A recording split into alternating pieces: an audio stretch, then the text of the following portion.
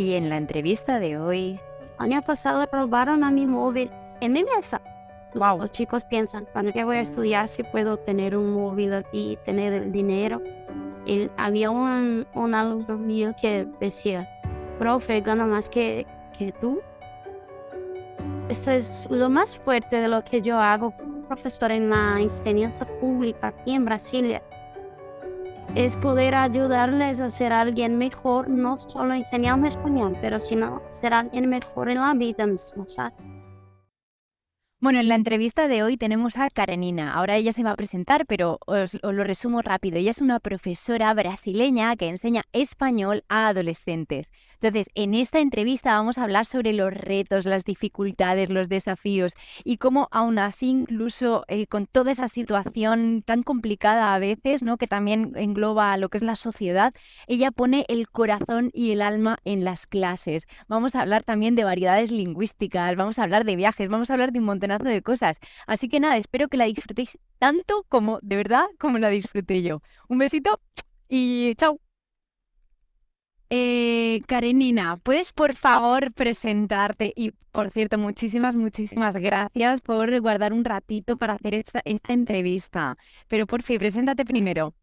Pasa nada, bueno, me llevo Carolina hace 10 años ya. Enseño desde niños hasta los ancianos, ya impartí clases de un montón de edades, ¿no? Ajá. Y me encanta la lengua, me encanta la cultura, todo lo que está relacionado a la lengua española.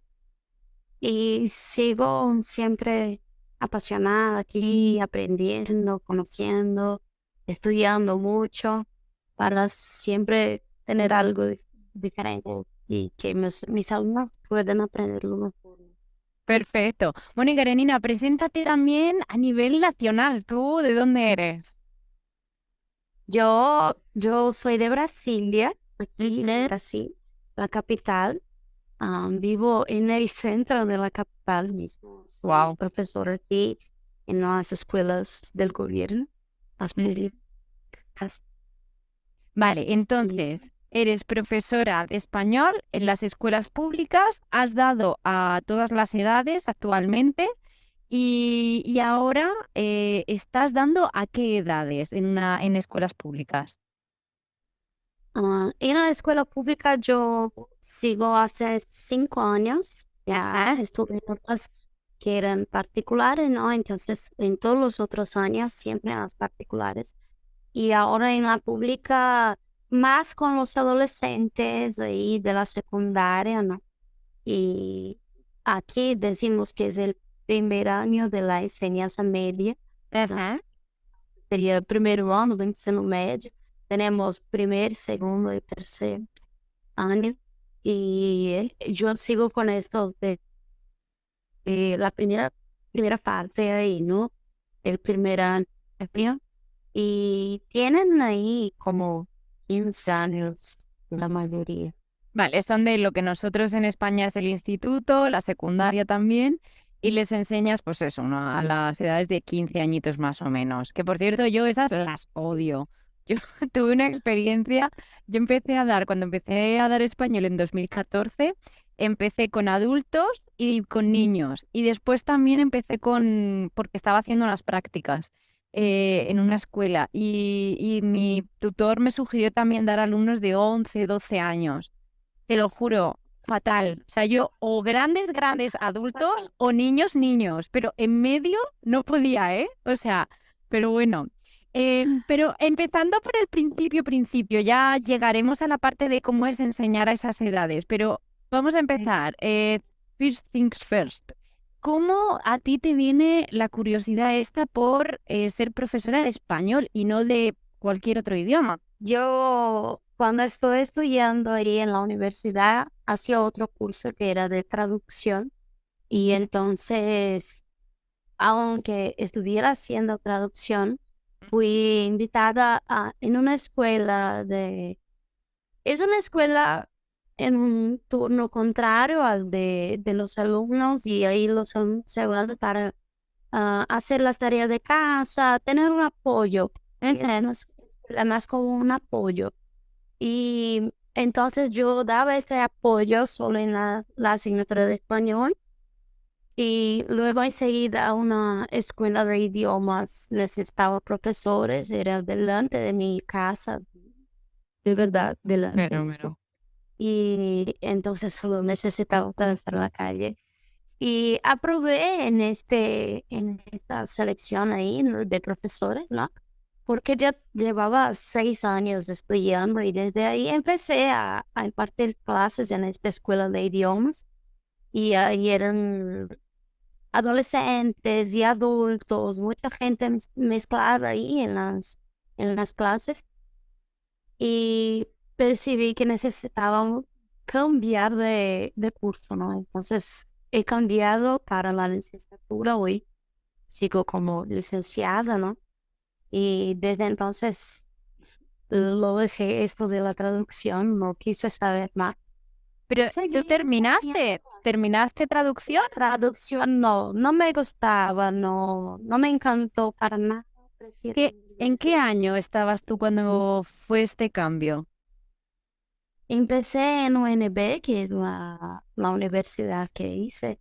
Empecé en 2011, fui hasta 2013, creo, en 2 traducción. añitos, digamos, o 3. Fueron unos 2 para 3 años ahí hasta que yo lograse cambiar. Ahí entonces seguí en, por la licenciatura. Que ahí ya estudiaste, creo, filología hispánica sería o algo así. Sería esos, aprendimos como la historia de la lengua española, la historia de España, cultura hispánica, literatura, todo eso. Y una curiosidad que me surge a mí, claro, como te decía, yo, o sea, soy española, pero estoy viajando en América Latina. Entonces, estoy aprendiendo y desaprendiendo muchas cosas. La visión que a ti te daban de la lengua española, ¿era una visión centrada en España o también en América Latina? No, nunca fue algo centrado únicamente en España, porque Ajá. incluso algunos profes eran de países aquí al lado, Ajá. un de Argentina, otra de Cuba. Tuve una profesora cubana que, por Dios, era muy difícil comprenderlo porque aspiraba todo y todo decía, aspirando, aspirando, aspirando y teníamos mucha dificultad con esta profesora. Hablaba como un narrador de fútbol, muy rápido y era muy difícil. ¿Y qué Pero sí, aprendiste de esta profesora? Por ejemplo, en el sentido, ¿aprendiste a hacer algo o a evitar hacer algo? esta profesora impartía clases ahora no me recuerdo bien el nombre de la asignatura, pero ya hace como 7 años, Ujú, claro. 6 años que me gradué, ¿no? Y que tuve clases con esta como 8 años. Y creo que era algo de la cultura de la América Latina, algo Ujú. así. Y entonces se le hablaba mucho de esa variedad de aspirar mucho, como Ajá, él hablaba, pero la clase era más como cultural, ¿no? ok. Pero aprendimos demasiado ahí con ella. Qué Entonces, bueno, qué bueno. Entonces, como me decías, no estaba solo centrada en España, bien, estaba centrada en las variedades de la lengua española como tal, y fue, ¿tú ya tenías claro que querías ser profesora de español o a lo mejor simplemente querías dedicarte no sé, al análisis o a tipo filología, no lo sé, o lingüística? me encanta la parte de la fonética. Ok. Si yo fuera a seguir, incluso ya he buscado en otros países, pero es muy difícil encontrar una maestría en fonética, en fonología. Pero desde siempre me encanta impartir clases. Yo soy una profesora que yo estoy en clase y estoy con todo mi corazón, ¿no? Porque realmente me encanta. Tengo una buenísima habilidad ahí con mis adolescentes. Y nunca he pensado así. Claro, quiero seguir una maestría, quiero seguir estudiando. Aquí en Brasil solo hay como la opción de lingüística, entonces no hay Ajá, otra opción. ajá. Pero, disculpe, pero pero siempre quise estar ahí después que me descubrí como profesor. Entonces siempre Perfecto. quise estar en Qué bueno. clases. Eh, vale, entonces, tú me comentabas que habías estudiado esta carrera, que entiendo que sería algo así como filología hispánica o lingüística o no lo sé, pero eso no sé si te acredita para ser profesora. ¿Ya con eso o después necesitaste un título para dedicarte a ser profesora de español? No, esta graduación aquí funciona ya para ser profesor. Aquí tenemos dos cosas distintas, ¿no? Cuando queremos solo seguir, por ejemplo, investigando, estudiando, algo así, la graduación se dice que es como, decimos, el bachillerato, ¿no? Sería Bachillerato, sí. bacharel, decimos Ok. eso. Eso sobre quien se graduó ahí en un curso, por ejemplo, educación física o portugués, y entonces pones el título de bachillerato. Entonces esta persona no está apta a impartir clases, solo sabe de aquella cosa, investiga, pero no está apta a estar en clase impartiendo. Y la licenciatura, estoy licenciada, ¿no? ¿Qué decimos? Es cuando podemos estar en clase. Entonces, soy licenciada y puedo impartir clases de español. El curso es, decimos aquí, ¿no? El nombre, Letras, Ujú. Licenciatura Español. Vale. Entonces, el nombre es ese, ¿no? Letras, Licenciatura Español. Entonces, estoy ahí aprendiendo como gramáticas, la cultura, la literatura y todo eso. Como Ajá. filón. Vale, una Hay, filología. en España dicen como, por ejemplo, ese curso sería filología de España. A ver, en España, si no ha cambiado la cosa y por lo último que yo estuve viendo, para empezar es diferente. Me estoy dando cuenta que ya no solo en Brasil, sino que también en partes de Argentina, creo, y Chile, nosotros llamamos bachillerato a la última parte del instituto, es decir, con 16, 17 y 18, o sea, los dos últimos años del instituto antes de pasar a la universidad, es el bachillerato. Creo que para hacer la comparación y entender, aunque actualmente son todos grados académicos, o sea, por ejemplo, yo soy graduada en educación infantil porque hice el grado en educación infantil. Pero antiguamente, en la época de mis padres, y no, bueno, tampoco hace tanto tiempo, en la época de algunos amigos míos más mayores, ellos hacían una diplomatura y después la licenciatura. Yo entiendo que lo que tú llamas graduado sería la diplomatura y después la licenciatura, que eran, o sea, 3 años de diplomatura y 2 más, creo que eran de licenciatura en completo. Y luego, por otro lado, el nombre, antiguamente sí que, si no mal recuerdo, existía, aunque depende de la comunidad autónoma, existía pues lengua y literatura, por ejemplo, solo está en Murcia, porque yo estuve planteándome hacer filología hispánica, pero yo no quería estudiar literatura. No me interesaba sinceramente, o sea, muy bien, buenos autores, García Lorca y todo eso, pero que no me interesaba. Yo quería estudiar la gramática, quería estudiar la lingüística, la fonología, algo de cultura, pero no los libros. Entonces, creo que eso solo en algunas comunidades autónomas. Estoy muy, muy puesta. Vale, entonces, pregunta del millón. ¿Crees que debes ser nativa para dar una clase de español o puede ser perfectamente de segunda lengua? Claro que no, no es necesario. Ser nativo ayuda muchísimo, muchísimo. Aquí en Brasil, muchas escuelas solo contratan si eres nativo, pero las personas que no son nativos aprenden. Por ejemplo, yo he aprendido toda la gramática, la historia de la lengua española, la historia de América Latina, la historia de España. Entonces he aprendido historia de todo, cultura de todo, ¿saben? Un montón de cosas. Y a veces la persona solo es nativa, solo habla el idioma. Va a Exacto. enseñar a hablar, pero no va a enseñar una gramática porque tampoco ha estudiado una gramática. O como por ejemplo, en el trabajo de mi esposo había un como, creo que venezolano, creo, Ujú. o paraguayo, algo así, no me recuerdo. Y entonces mi esposo, mira, ¿por qué el hombre está diciendo que habla castellano? Él habla en español conmigo. ¿Por qué él dice siempre para mí que habla castellano y no español? Y entonces la propia persona es nativa y no sabe la distinción enorme entre el castellano y el español, ¿no? Y entonces creo que es muy importante aprender sobre la cultura, aunque sea nativo, la cultura de América, la cultura de España, la gramática y todo eso. Y nosotros lo aprendimos y Ujú. queremos transmitir, ¿no?, a los alumnos. Y pienso que es eso. Podemos, sí, soy nativa y puedo impartir clases de portugués. Sí, pero tengo que tener una- unos buenos estudios sobre eso, ¿no? Entonces, si no es, Totalmente. no es posible.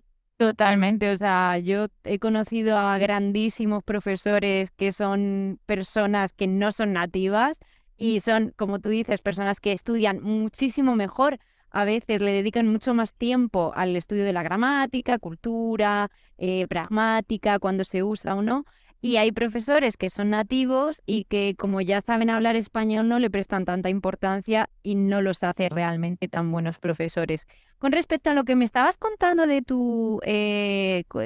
del compañero este de tu marido, me ha resultado interesante porque quiero saber cómo a ti te han explicado la diferencia entre español y castellano, porque yo creo que tengo una visión distinta, pero simplemente por el estudio. ¿A ti cómo te lo mostraron, esa diferencia entre español y castellano? Yo ya he buscado y he estudiado mucho sobre eso. Ajá. E incluso desde que empecé a ser profesora de español me hacen esa pregunta. Mira, ¿por qué castellano y por qué español? ¿Cuál es la diferencia? En la universidad y en mis estudios fuera de la universidad y en algunos libros, incluso tengo uno aquí en casa y puedo incluso leer aquí lo que está en el libro. Es una cuestión más como política que antes Ujú. Ok. de ser como España mismo, ¿no? Era el reino de Castilla y por eso Ujú. castellano era el idioma del reino.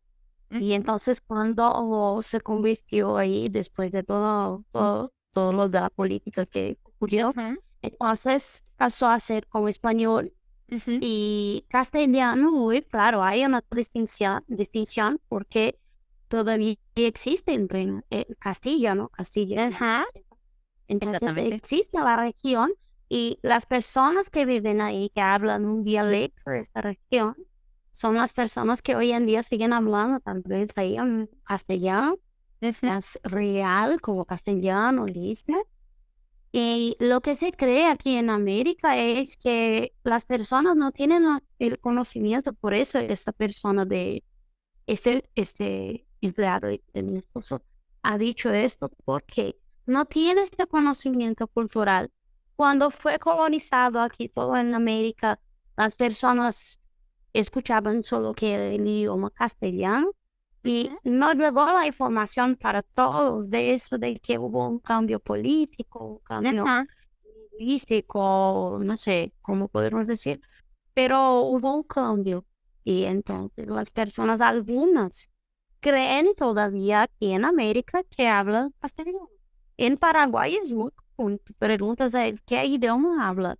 ¿Qué idioma hablas? Y la persona dice, yo hablo castellano. Es Sí, normal. así es. Sí, sí, así es. De hecho, te comentaba antes, yo estuve viviendo en Paraguay, viví 8 meses allí en Asunción y ellos decían que hablaban castellano. La diferencia que yo leí en un libro que se llama La maravillosa historia del español, que me encantó ese libro, decía que, bueno, como tú bien dices, la diferencia empezó en el Reino de Castilla, cuando los monjes de Castilla, monjes castellanos, en vez de escribir las palabras propias del latín, como por ejemplo la palabra terra, ¿no?, que es una palabra propia del latín, ellos querían escribir latín, pero se les metían palabras que ya estaban normalizadas desde hacía mucho tiempo. Y en vez de escribir, no sé, terra, mea, no, no sé latín, terra, no sé qué, ellos escribían tierra. Entonces, esas primeras interferencias en los textos se empezaron a decir que eran interferencias castellanas porque los monjes eran del reino de Castilla, como tú decías. Hago un pequeño paréntesis y es que he estado investigando todavía más y en el último libro de Lola Pons, que se llama El español es un mundo, ella explica que el término castellano nace en el siglo XIII y que convive muy bien con el término español, ¿no? Para referirse al idioma. Entonces se utilizaba tanto castellano como español, siglo XIII. ¿Qué sucede? Que en 1800 empiezan las independencias, ¿no? En América Latina. Entonces quiere haber una desvinculación clara de la corona de España, ¿no? Entonces, esa, como bien se refería Karenina, esa diferencia es más política que lingüística, porque lo que hacen es decir, bueno, pues como esto es España, nosotros no somos ya parte de España, nosotros somos castellanos, ¿no? O sea, perdón, hablamos castellano. Em, ¿Qué sucede? Que hay zonas donde incluso se llega más lejos, como es México y Argentina, aunque ya, bueno, pues ese término no llegó, cayó en desuso, pero se propuso decir idioma nacional, en vez de referirse tanto a español como castellano. Entonces, hay leyes que recogen que en la escuela, en Argentina, hay leyes que recogen que en la escuela se enseñaba el idioma nacional. Era el concepto, ¿no? El idioma nacional, sin especificar exactamente cuál era ese idioma. Al final, bueno, pues esto no llevó, cayó en desuso, pero es una clara visión, ¿no? De cómo esta desvinculación que se quería hacer a nivel político repercute en la lingüística. O sea, por eso ella bien decía, dice, esto no es tanto lingüístico, sino que es más político, ¿no? Es un tema político, ¿no? Y es esa desvinculación que se quiere hacer durante las independencias sobre la corona de España. Bueno, pues por eso. Qué interesante. Entonces, yo me he encontrado que en Argentina, por ejemplo, Argentina, Paraguay, Uruguay, Chile, la verdad que no lo sé, pero imagino que también. Dicen que ellos no hablan español, que hablan castellano. Desde mi punto de vista, después de haber leído ese libro, creo que el idioma al fin y al cabo es el mismo, pero con muchísimas variedades lingüísticas diferentes. O sea, de hecho, ayer estaba yo medio discutiendo, no discutía, le intentaba hacer entender a un señor que, claro, él me decía, es que nosotros decimos mal, porque lo conjugamos mal, porque es tú estás, no tú estás, porque aquí en Chile tienden a hacerlo tú estás, cachai, no sé, tenía. Es brutal, a mí me encanta.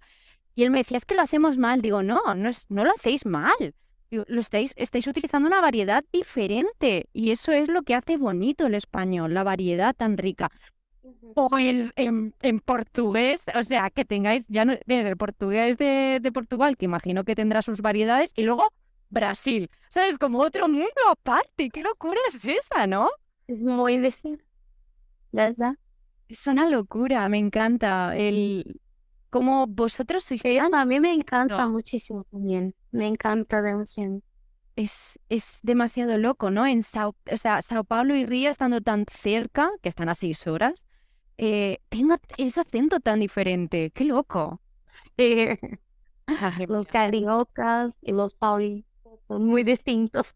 Madre mía. O luego más al sur, ¿no? Cuando te vas tipo a Santa Catarina.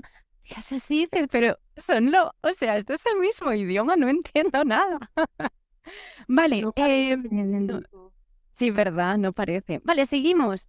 Em, ¿Alguna vez has dado clases online? Ahora en ese tiempo pandémico que vivimos, ¿no? Y Ujú. también algunos, 1 año y medio de clases online. Y ay, cómo fue difícil. Pero nunca había trabajado así de esta manera. Mis alumnos siempre fueron así en vivo, ¿no? Ajá. Y, y entonces siempre fue así, personal mismo. Solo a causa de la pandemia que tuvimos que cambiar ese modelo de aprendizaje, de enseñanza, de aprendizaje, de paciencia, de todo. ¿Cómo Tuvimos que fue ese cambiar. cambio? ¿Fue difícil? ¿Cómo lo abordaste? ¿Cómo te enfrentaste? Ese cambio fue difícil del modo que los alumnos no tenían tanto interés. Ok. Entonces era mucho más fácil para el alumno, porque ay, hoy estoy un poco cansado, pero estoy en casa, no voy a entrar, voy a dormir.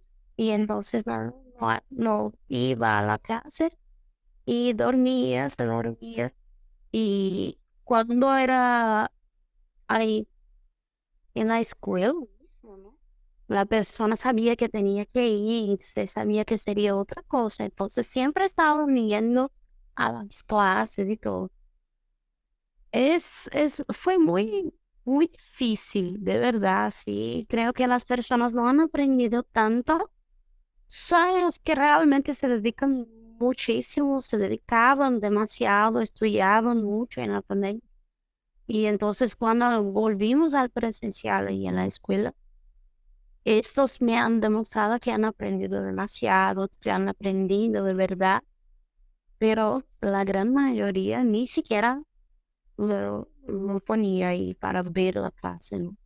Qué fuerte, claro, o sea, es que al final no es solo el... Y otra cuestión, en la pandemia se estuvo hablando mucho en España de que había chavales, ¿no? Chicos que, o y chicas que no tenían acceso a lo mejor a un ordenador en casa, porque incluso teniendo un ordenador, a lo mejor lo tenía que utilizar la madre para trabajar. Entonces, ¿cómo fue esa situación allí en Brasilia? Mira, aquí también tenemos, claro, muchos niños en una situación de un nivel de vida muy bajo, así, en cuestión de sueldo, de dinero y todo. No tienen nada en casa. La escuela que yo estuve de la secundaria en el segundo año de pandemia, 2021, estuvo entregando incluso unas fiestas así con comidas para los niños, con alimentos como frutas, verduras y cosas, porque son las cosas que llegaban antes a la escuela para hacer la merienda y entonces lo que la escuela recibía del gobierno, al invés de hacer la comida porque todos estaban en casa, ellos estaban distribuyendo a los alumnos que eran de baja renta y, ¿no? Qué Y bueno. entonces, habían muchos, así son muchos, de verdad. Yo hoy estoy en una escuela, por ejemplo, que muchos alumnos, uno de mis alumnos, por ejemplo, dice que sale de casa, empiezo las clases, imparto las clases por la tarde, ¿no? Trabajo en el turno de la tarde. Y él siempre me dice que sale de casa sin comer, sin almorzar, porque la madre no hace comida. Sale como a las 5 o 6 de la mañana a trabajar y él no tiene comida para ir a la escuela. Entonces, es una realidad muy difícil para muchos de los alumnos. Muchos no tienen. Y entonces, lo que la escuela hacía en ese caso, en relación a los estudios, ¿no? Era permitir unos materiales impresos, Ujú. se imprimían, preparábamos ahí como un montón de actividades y contenidos y, y les enviaban ahí enviaban a los chicos en sus casas. Nosotros hacíamos ¿cómo podría decir yo eso? Aquí decimos vaquinha, ¿sabe? La vaca, el animalito. Sí, ok. Hicimos una vaquinha cuando tomamos dinero, cada uno da una parte Tipo una y al final, recoleta. sí, aquí decimos como una vaquinha, porque Ok, todos comparten ahí el dinero para poder ayudar. qué Y tierno. entonces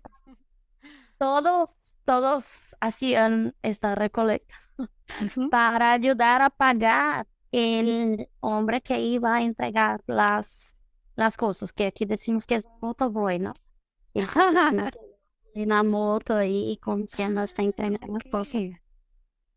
Y entonces el entregador le ponía ahí las actividades y muchos chicos no accesaban a causa de eso. Y hubieron muchos problemas también, porque los niños pasaban mucho tiempo ahí delante del ordenador.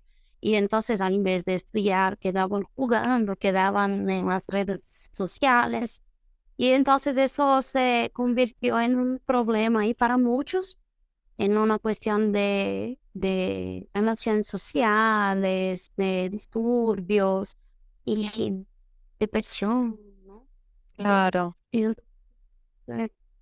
todavía sigue siendo muy difícil. Tenemos ahí un, un montón de problemas de consecuencia ahí de la pandemia.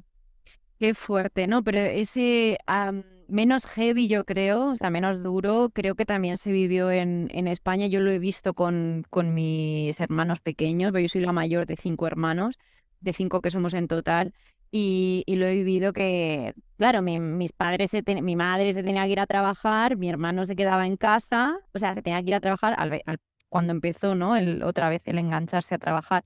Y mi hermano se quedaba solo en casa y estaba con el ordenador jugando, a veces se le olvidaba ir a clase, en fin, ¿qué te voy a contar, no? Que ya no sepas.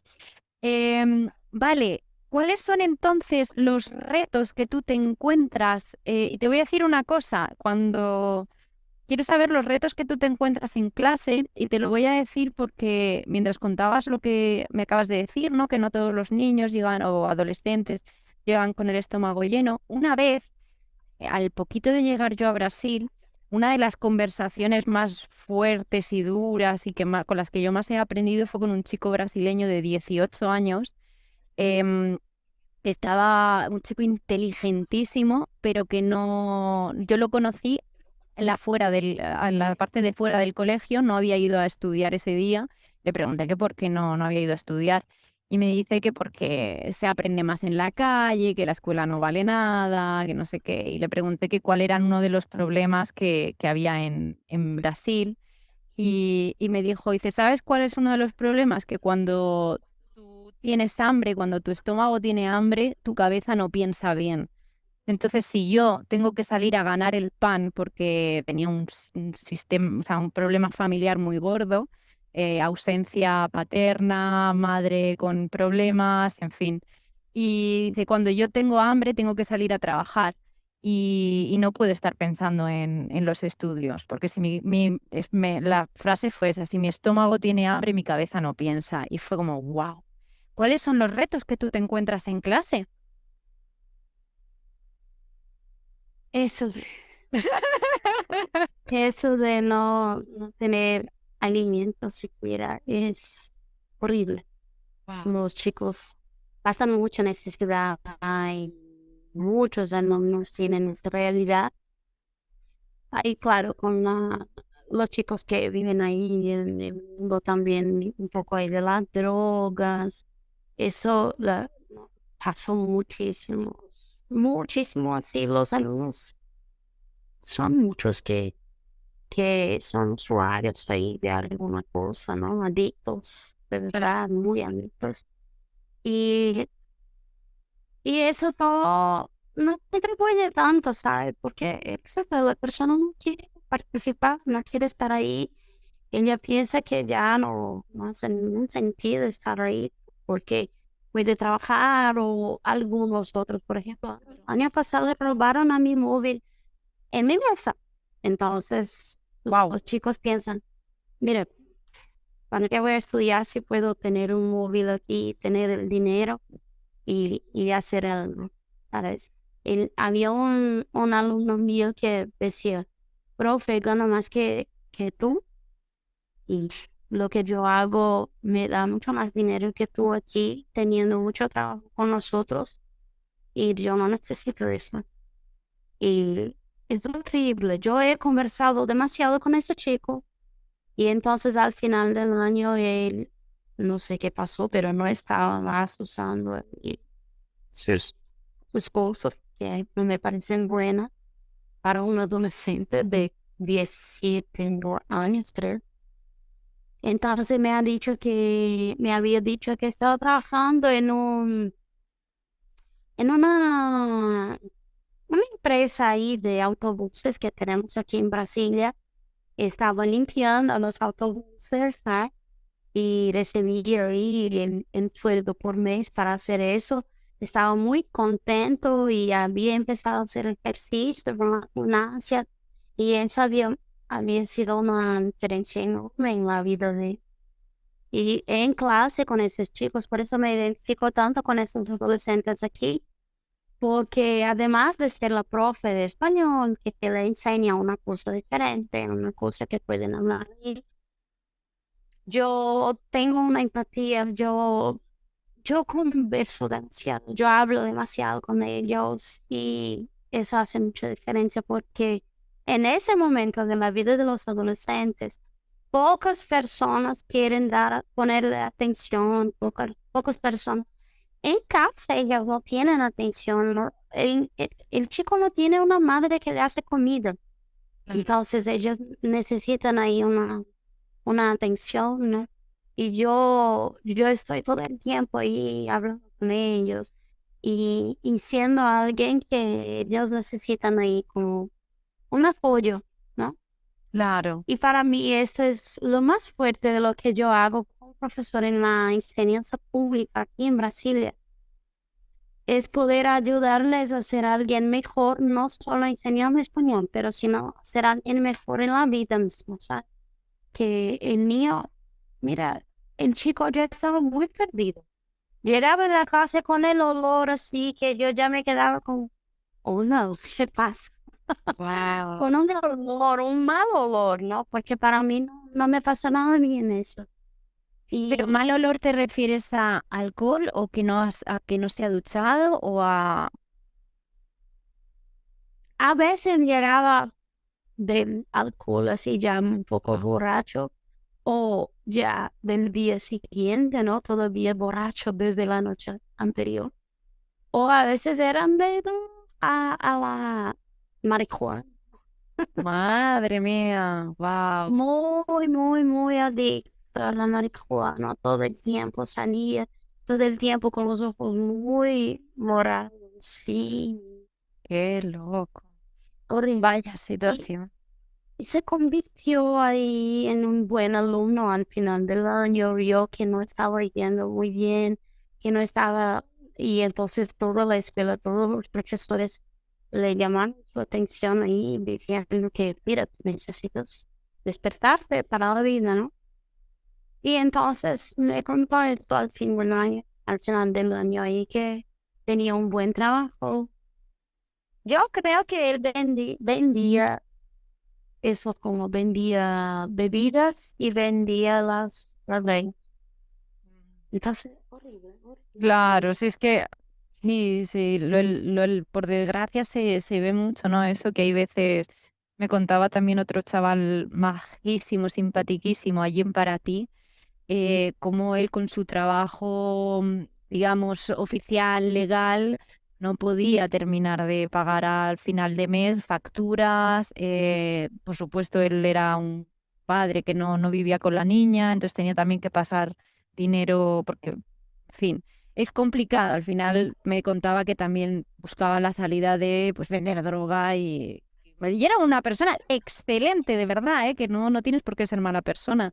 Simplemente que la vida no da. Pero bueno, pasemos a la parte positiva de tu trabajo. Pasemos a hablar de, bueno, la suerte que tienen estos chavales por tenerte, porque muchas veces, yo por ejemplo lo he vivido en Perú y en Paraguay, he estado haciendo voluntariados con niños que realmente lo único que realmente necesitaban era que alguien les escuchara, de verdad, que alguien les diese atención, ¿sabes? Que fuesen suyos durante, que yo esté contigo y tú estás conmigo en ese ratito. ¿Cómo es dar clase entonces a chavales con las hormonas revolucionadas? ¿Qué haces tú? ¿Cuál es la parte esa? Como tú dices, tú entregas tu corazón, ¿no? ¿Cómo es eso? yo trabajo mucho con una parte más lúdica. Eso es salud importante también. Ah, te pido perdón incluso, es que como estoy todo el tiempo en clase y casi no veo a nadie que pueda hablar conmigo en español. Generalmente la única persona que habla en español conmigo soy yo. A veces se me olvida una palabra u otra. No, pero es súper normal, pero todo perfecto, de verdad. Y entonces yo tengo esa práctica ya, esa costumbre de seguir con muchos juegos con ellos, con muchas canciones, yo es española, pero de las músicas de canción. Y entonces yo les pongo un montón de canciones muy divertidas o muy así, que se pueda aprender algo para hablar del cuerpo, de las ropas, de cómo son pasadas, de los días de la semana. Y eso les interesa un poco más. Aquí en Brasil les gusta un montón al mexicano el Chavo del Ocho, ¿no? Y entonces ellos siempre me piden algo de del Ocho. Voy a incluso buscar algunos más ahí para ponerles. Y, y creo que eso me pone un poco más en contacto con los chicos, que por ejemplo otros profes que solo llegan en clase, ponen un tema en la pizarra y ya está pasando una actividad. Para mí es un poco, es muy malo eso de llegar en clase solo con teoría, teoría, teoría, teoría, y entonces no hacer un juego. Yo siempre estoy saliendo con ellos de mi clase, yo salgo del aula con ellos, voy a otros ambientes de la escuela, porque eso ya les quita un poco la idea de que están estudiando y entonces cuando perciben están aprendiendo, ¿no? Yo digo mucho eso a este chico que no tiene comida antes de salir. Este se llama Pablo. Desde el primer día de clase yo le pregunté su nombre, me dijo Pablo y yo, listo, tú te llamas Pablito, entonces siempre le llamo. Y Pablito es un niño que juega al fútbol, está ahí jugando en algún equipo de fútbol aquí de Brasil, cerca de su casa. Y solo tiene interés en esas cosas, ¿sabes? Y no es un niño que quiere mucho estudiar, creo que sigue esta misma teoría y del otro de que si no tiene hambre, la cabeza no funciona, si tiene hambre, ¿no? Ajá. Y entonces yo he percibido que en las últimas clases todas, él está aprendiendo, consigue hablar algunas cosas, yo estoy consiguiendo desarrollar ahí a los poquitos unas cosas con él. Y entonces ya vimos el abecedario, vimos ahora hace poco los pronombres personales. Y esta clase de los pronombres personales, él consiguió seguir ahí con el contenido de la canción también de los días de la semana. Yo pedí que escribieran ahí cuando era su cumple, el mes del año que era su cumple, también les pasé. Y logró hacerlo perfecto, ¿sabes? Y entonces así yo todo ese trabajo que tengo que es de pasar una canción, un juego, hacer la actividad, riendo, siempre haciendo cosas más divertidas con ellos, ¿no? Eso me pone muchísimo en contacto con ellos y yo creo que ellos aprenden muy bien así. Y yo siempre digo a mis alumnos que no quiero ser solo la profesora que va a enseñar español. Quiero que al año siguiente o en otros años o al final de la vida, ellos se recuerden de la profesora que tuvieron. Qué bonito, por favor, pero qué bonito. Al final nosotros les estamos enseñando una herramienta que es un idioma. O sea, bueno, puedes llegar a poner cuatro cosas en tipo matemáticas y poner fórmulas o física, poner fórmulas, pero es que un idioma no es poner fórmulas, un idioma es hablarlo, utilizarlo y el estar en contacto con gente. O sea, al final es entender otra manera de expresarte, de cómo piensa la gente. No sé, qué guay, tío, qué guay que te tengan como profe. Qué Sí, suerte. es muy lindo, me encanta hacer. Y una chica del otro grupo ahí de la escuela, ella hace como estas cosas de las uñas, ¿no? Ah, Ella, sí. nail design. Ajá. Entonces ella me ha dicho que semana pasada ha hecho la uña de una venezolana y la venezolana quedaba hablando claro, en español con Claro. ella. Y ella intentó ahí, dijo que se recordó en clase, intentó usar lo poquito que está aprendiendo, ¿no? Eso para mí es lo que importa, sí, sí. Y ya consiguen algo. No me importa que al fin del año tengan ahí todo un libro memorizado, me importa que hayan aprendido algo de corazón, ¿no? de verdad que puedan hablar algo o hacer algo o solo en ser una persona mejor, igual que el niño de la otra escuela, para mí ya es increíble.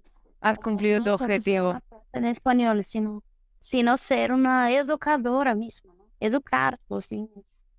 Claro, qué bonito, qué guay, qué manera tan bonita de cerrar este bloque y pasar al bloque variado en el que me gustaría hablar un poquito de, pues por ejemplo, me contabas que eres mami y yo quisiera saber si, por ejemplo, la maternidad ha influido en tus clases de alguna manera, para bien, para mal o ni se ha notado, no lo sé. Ah, sí, claro, tengo muchas bromas para hablar en clases sobre mi hija. A ver, ajá. Mi hija es muy divertida, es una niña de 3 años, pero parece 15. Y entonces yo siempre tengo un tema en clase para hablar, haciendo alguna broma sobre mi hija o incluso mi esposo, ¿no? Y claro, aprender sobre la maternidad es algo, aprender, no, vivir la maternidad, ¿no? Es algo que no se enseña demasiado y en clase a veces yo incluso juego con los chicos de una manera que es un poco más lúdica, más dinámica. Eran como, por ejemplo, haciendo niños como cabeza, rodilla, pie, para ver, claro, las partes del cuerpo y ¿no? Ajá. Al inicio, así cuando empezamos, la niña que no, ay, profe, esto es muy infantil, muy infantil. No, no es para nosotros. Pero al final ya están todos ahí, ¿no? Porque les pongo, les pongo un premio, entonces llevo unos caramelos, llevo unos chocolates y al final son como un niño, como mi hija. Si yo digo así, mi hija, por favor, ordena tu dormitorio, te doy un chocolate. En segundos la cosa está lista y con los chicos les digo, Qué pues, bueno. les pongo un chocolate y luego ya están haciendo toda la actividad. ¿Cuál es la actividad que más le gusta o el juego que más les gusta a tus alumnos? Así, yo cuando voy a enseñar sobre las direcciones, ¿no? Gira a la derecha, gira a la izquierda, así recto. Entonces yo les cierro los ojos con un tapaojos y yo arreglo ahí el espacio con algunas sillas, alguna cosa, hago como un laberinto. Y el equipo tienen que dar la orientación adecuada ahí, ¿no? En ese juego. Y hay un otro que me encanta también hacerlo porque es con pelota. Entonces, para los chicos que les gusta el fútbol o el balón, a ellos les encanta. Es cuando vamos a aprender entonces los números. Yo pido que hagan un círculo y entonces ahí van a tirar, ¿no? A jugar la pelota uno al otro contando los números. Entonces sale el 1, 2, 3, 4. El primero que se equivoca tenemos sale del juego, ¿no? Y quien gana el juego que llega al final, claro, yo les doy algún punto extra o algún chocolate, algo así.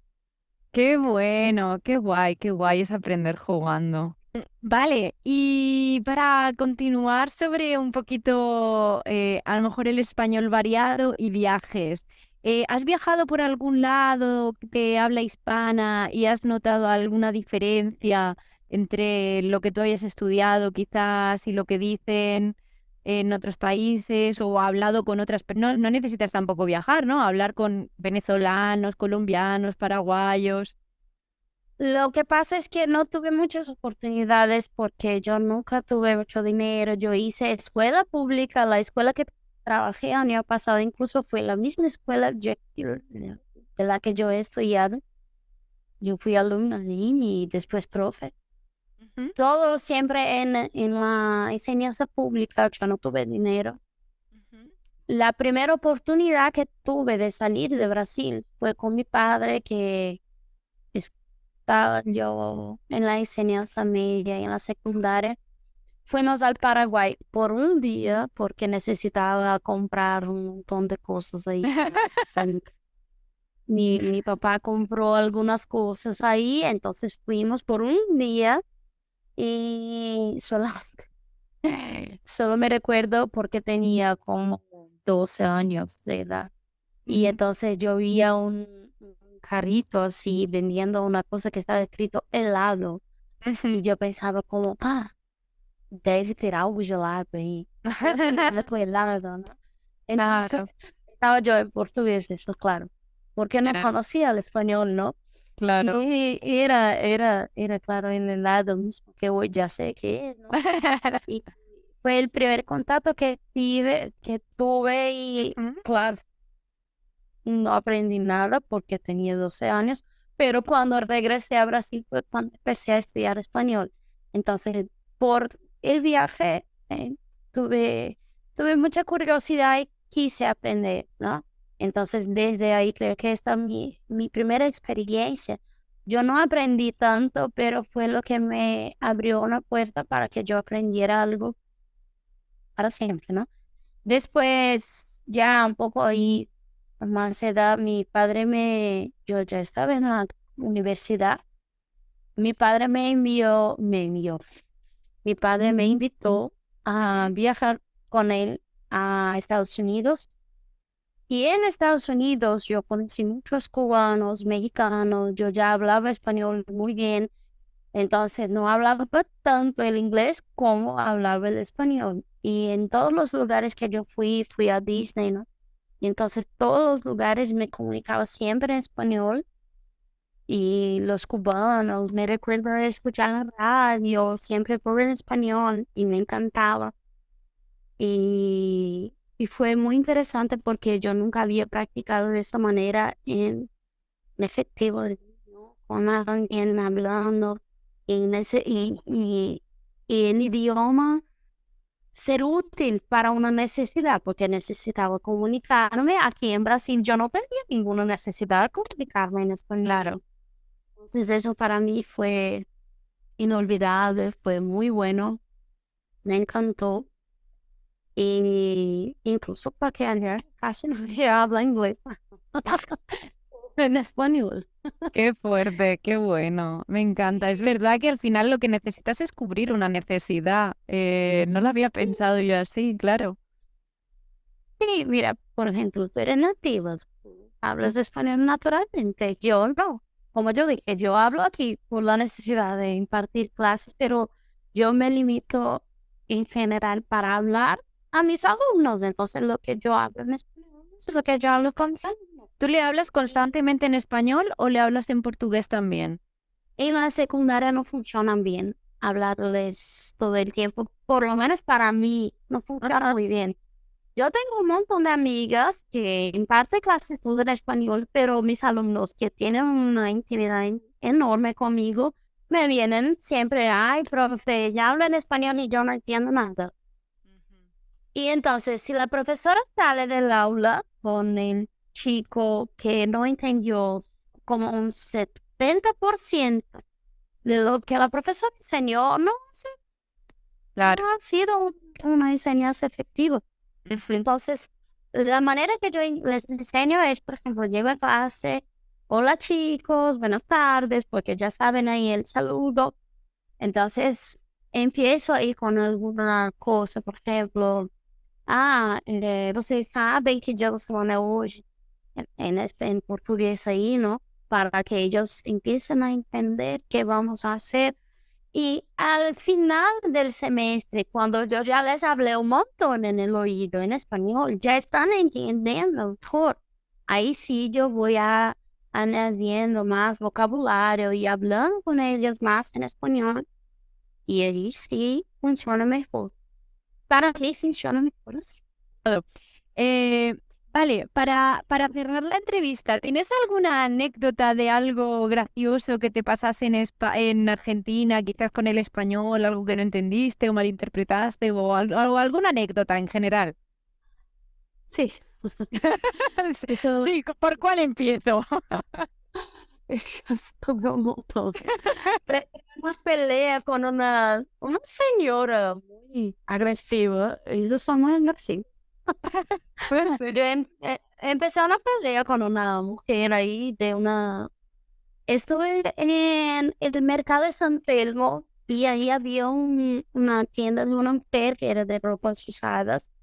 Y entonces, en el la previsión del tiempo ahí decía que iba a ser como 30 grados ahí de, de temperatura, ¿no? Y entonces yo fui con ropas así de calor, no fui con ropas para frío.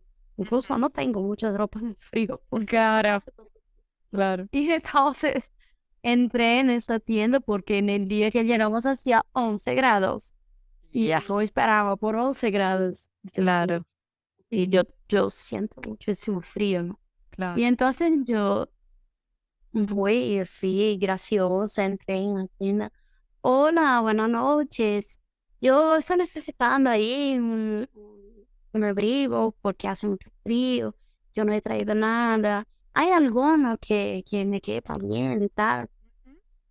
Y la señora, así ya, muy así, enfadada con los brasileños. Yo no le voy a vender nada. Y yo, y ella.